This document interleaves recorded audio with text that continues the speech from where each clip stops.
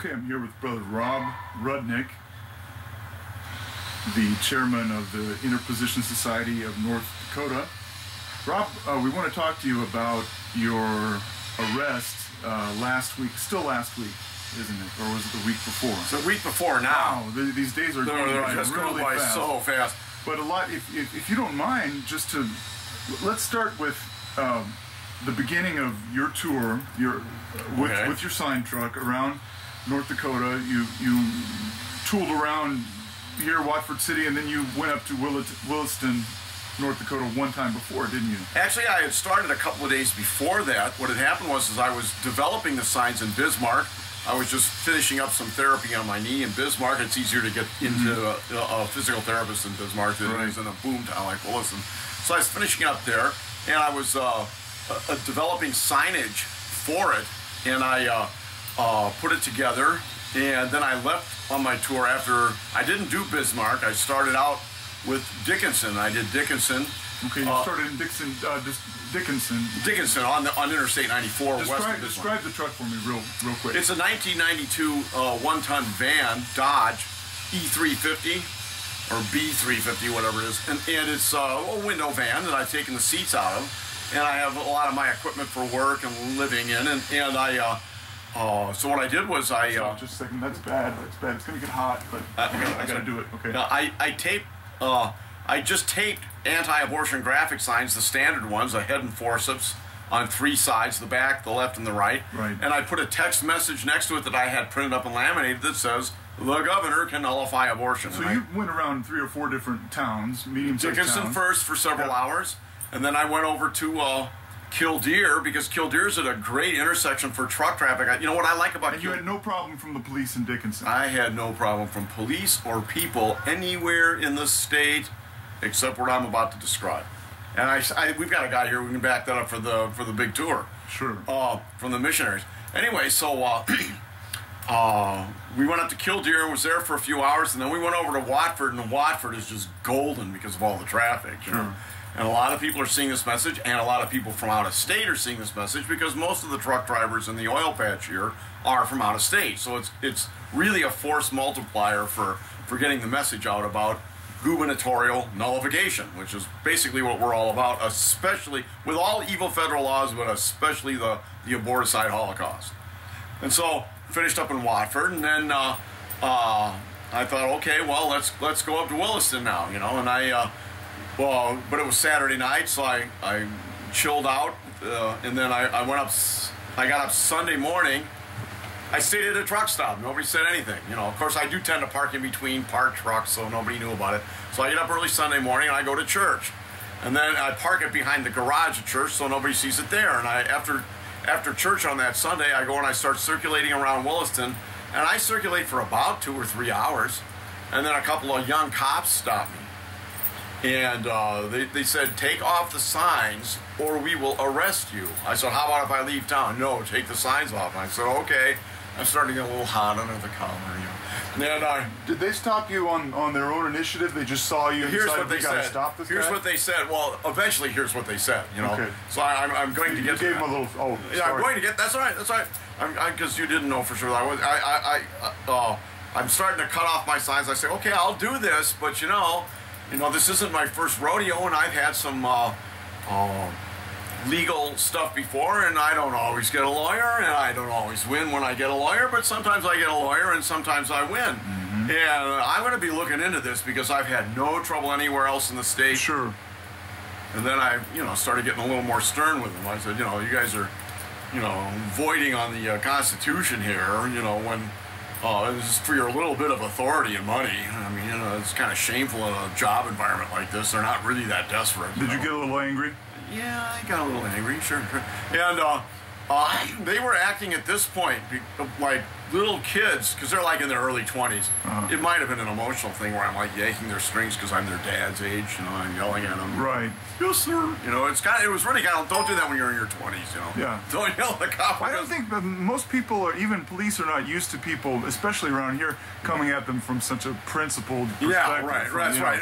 Police don't deal with it's mostly people boozing and stuff like that. Yeah. They deal with so much of that, and And a person who is guilty is a lot easier for the police and courts to deal with because they're willing to make deals. Yeah. You know, you get on principle stuff, and now all of a sudden they're on defense. Yeah. They can get real stubborn about that, you know. But so they were acting like little boys with their hands caught in the cookie jar, dead to rights, you know. And they were saying things like, "Well, here's your insurance information back, Mr. Rudnick. We believe that you have, but we just don't have anything current." And I found it later, you know, and because I was talking about so they let you go. They let you go. Yeah, they let me go after I took the signs off. You removed the sign, which is only taping it. So I went out of town and I upgraded. That's how I try to deal with stuff. Whenever I have a lot of trouble with police, I try to immediately upgrade. So I put the beautiful ones on alongside it with the text in the middle. So I got a hideous one, a beautiful one, and in the middle, the governor can nullify abortion. You know, and so then I joined you a couple of days after it was that. The day after. Yeah. Well, let's see. And then I went to Minot. Right. Then I went to Minot and Newtown. No trouble there. No trouble. Newtown was copacetic. I went through Newtown 4 or 5 times, I think, with all that traffic. And that's on the Fort Berthold reservation. And that's common in the ghettos and the reservations. We generally have less trouble than in rich white neighborhoods. Okay? Right. Rich white neighborhoods, people are used to getting their way. They throw bigger, more dangerous tantrums. Okay. Sure. Up to and including sicking the police on you because they have clout. You know. Right. So. Had no trouble on the reservation, no trouble in Minot. I had no trouble anywhere. Then I went after Newtown. Then I went back to Watford and picked you up, and we together upgraded the truck with the trailer I have with a slightly different set of techs. The Malachi. The Malachis are on each side. And I have those pictures. Yeah, and you have those pictures, and on each side of the trailer. And then we have a slightly different set of techs on the back of that trailer. It says, "End abortion. We'll need God's blessing to check the feds." Which I'm convinced is true. I think all these problems we're having in our country right now can be traced to, you know, innocent blood guilt curses upon the land. You know, if the Bible is true, the Bible speaks about these things. Other advanced civilizations have done this before and been totally ruined by it.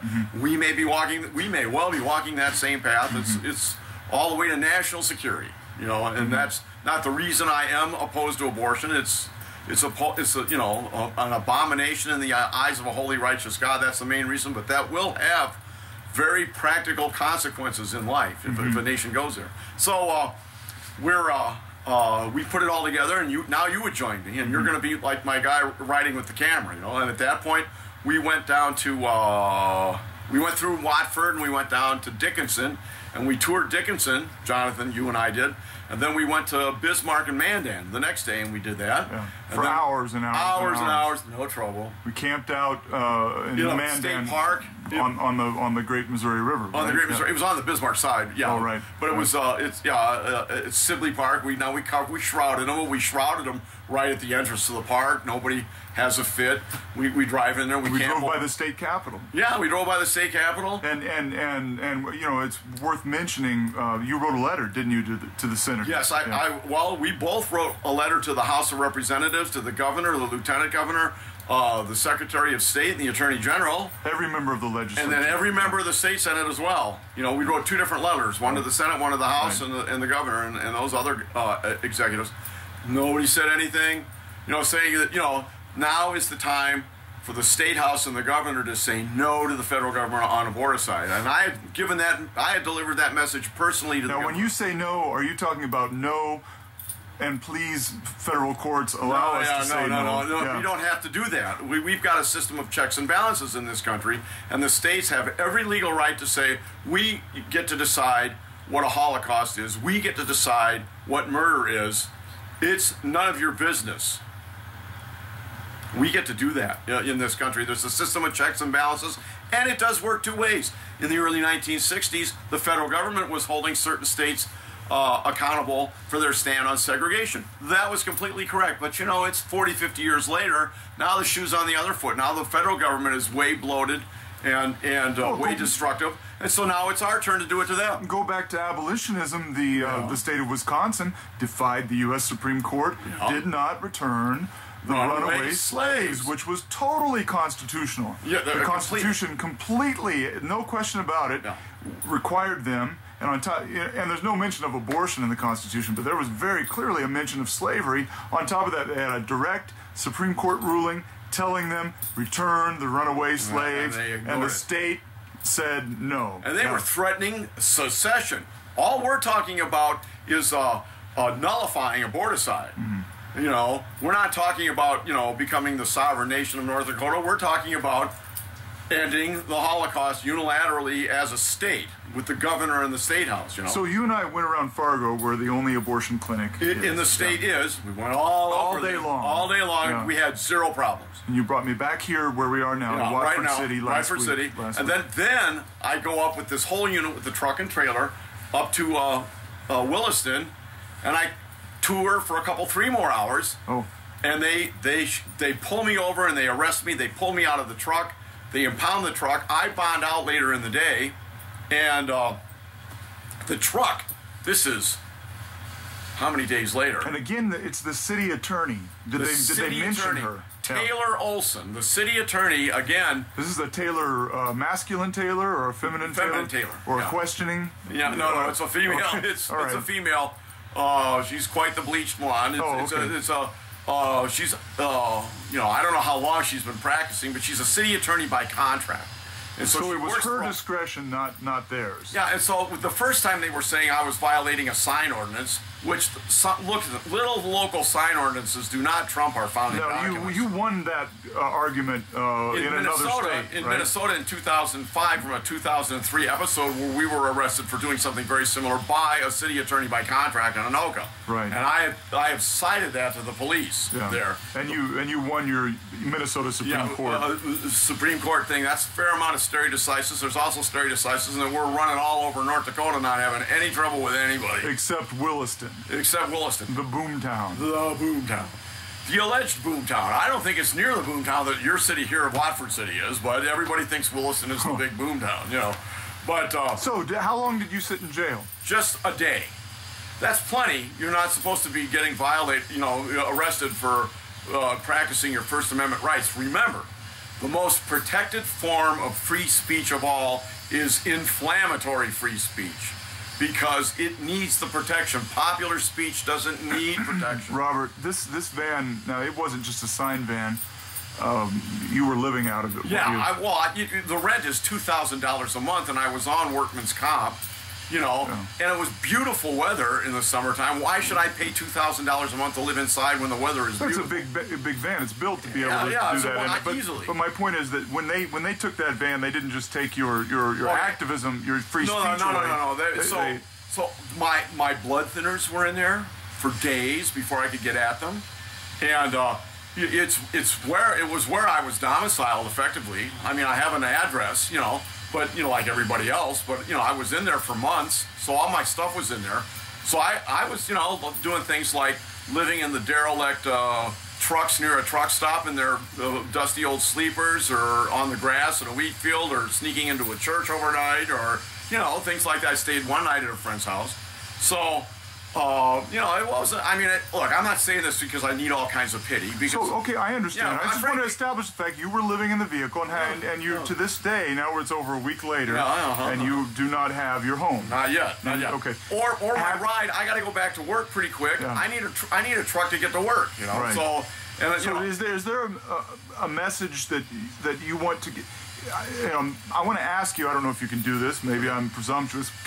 Is there something you could say that would be all-encompassing about this, you know, to the media, to your state representatives, to the people in the government of this state? That reminds me of something. Yes. This was a very interesting episode. Just before the missionaries to the preborn got to Williston, which is a whole other story about all of this, a state senator from Minot called me. I'm sorry, I forget his name. That's my fault, okay? I'm terrible with names, really terrible. I'm sorry, Senator. But he called me saying, hey, I got your letter a long time ago, but I'm just reading it now. I'm the guy that sponsored those bills. Mm-hmm. Do you know anybody who can help me out with the campaign? And that's a very legitimate question. Mm-hmm. In fact, I'd like to talk to him about it if he sponsored a lot of these bills. Sure, you know, sure. And he took an interest in your arrest. Yeah, and then I told him about what was going on, and he said, oh, man, you need to call State Senator Lyson over in Williston, and he'll talk. Yeah, boy, I got him right on the phone. And he says, I'm going to talk to the police chief in 45 minutes. And he did. And he called me back and he said, well, I talked to him. And then part of the problem was we had our lawyer said, I want the contact information so I can, you know, send it. And I got it, but I sent it accidentally to the wrong number. So instead of her getting it at 9:30 in the morning on our time. She got at 12:30. It ran you into the weekend. On a Friday, yeah, on a Friday. But they're going to come in Monday morning and see all these, hey, you lay off of these people by 9 a.m. Friday or else. So as of right now, you have a defense attorney. It's us and it's ISND and Missionaries to the Preborn, because that's a whole other part of the story. I was doing this to break up some fallow ground, as it were, for the Missionaries to the Preborn tour that's going from August 5th to the 15th. Today is what, the 10th as we speak? So they have 5 more days to go here. Okay. And they've already been in Fargo, Bismarck, Mandan, Dickinson. And you're running with them right now. Well, in Williston. In Williston, getting. I gotta figure out. That's all kinds of what stuff you're I going to do with work and everything. From all that. Well, but let's go ahead and wrap it up. So because what they did I don't want to delay them. Right. Well, but by the same token, what they had no trouble. Now, what's going to be interesting is, have they done Williston? Okay, they did Williston with just because they didn't have any legal. We were in legal limbo. Okay. And part of that's I own part of that by sending it to the wrong number, and she didn't get it till 12:30 when I found out. Okay. Right. And that was into the weekend. So that I own that, but we were kind of in legal limbo, not knowing where we stood. So the way Matt handled that, he says, "Okay, we'll start out with the yes on number 1 signs for 30 minutes. Mm-hmm. Okay, that was okay. We'll put up the pretty ones for another hour." And after that, then we'll take a look at the hideous ones. Mm-hmm. And so we got as far as the pretty ones, and then the rain came. And you see, this is going on. Oh, so this has yet to be tested still. Tomorrow. Well, let me ask Steve now before I let you go. Okay, well, do you want to turn the camera, or do you want him to sit here? I'll just turn the camera, if that's all right with you, Steve. I just want to ask. Steve has been on the whole tour. He can talk to you about the tour. Steve, I just wanted to ask you. Give me just a second here, and I'll move over to where Rob was. I'm Jonathan O'Toole. I think I shook your hand a moment ago. What's your last name, Steve? Rudnick. Could you spell your name for me, please? Grottke. Okay, Steve, first of all, really welcome to North Dakota. We're really glad that you've come here. It's just delightful to me. I wish I could be on the road with you. I just came back from Canada, getting ready to go to Africa. But we're very thankful. We praise God that you've come here. Thank you so much. And please pass that message from me to everyone. I certainly will to Matchwella. Okay. And so, not to delay you any further, I just wanted to ask you, you've heard what happened to Rob here. Have you had any trouble at all so far on the tour from law enforcement? We have had no trouble. The police have been very accommodating. In fact, there's been a few that have said, we agree with your message, we just want to make sure that the traffic is flowing. Mm-hmm. So the real issue is when we're passing out lit at the corners that, they're watching their steps when they're on the islands. Sure. Passing it out, not that they step in the middle of traffic or weaving between the cars. So, sure. Other than that, as long as we stay off to the sides, they're okay with us there. So that's the only guidance that they've really given. Okay.